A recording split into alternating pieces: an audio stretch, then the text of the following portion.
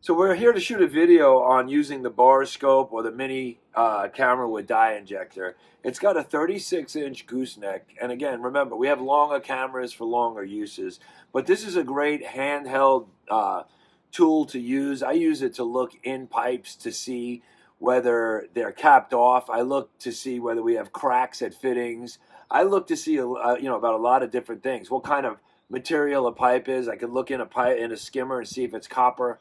I could see if it's PVC. I could see if it's even flex by the way the pattern that we see on those pipes are. So we're going to give you a quick run through. It has a dye injector, which we literally hook up here, and allows us to use dye, and the dye will inject right in front of the camera. So let me show you a little bit about what we have on screen, and then I'll take it and actually use it in a pool. So in describing how we use this is how the dye injector actually works. So it just literally squeezes into here, and then when we have our head in, and I'm going to show you that, but you can watch how the dye just very easily goes back in.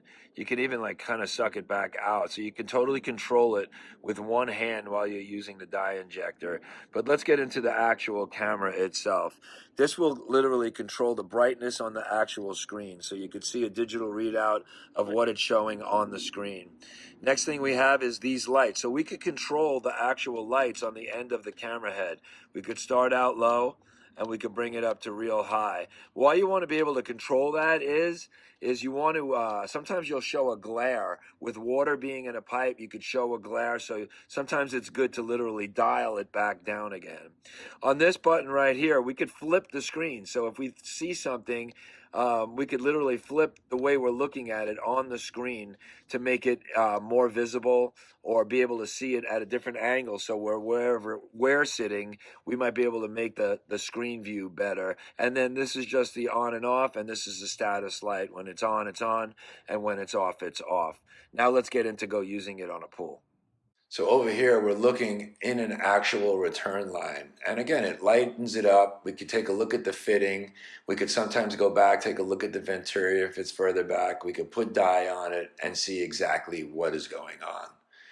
Next, what we're going to do is we're going to be looking in a skimmer. So when we get to a skimmer seam, we're able to see the seam and inject dye to see if it's pulling or if there are anything going on with that seam. Then we're going to drop it in and we're going to look at the pipe. We could see the main drain to skimmer, if there's an equalizer line or the suction lines. It lightens it up and lets you do that.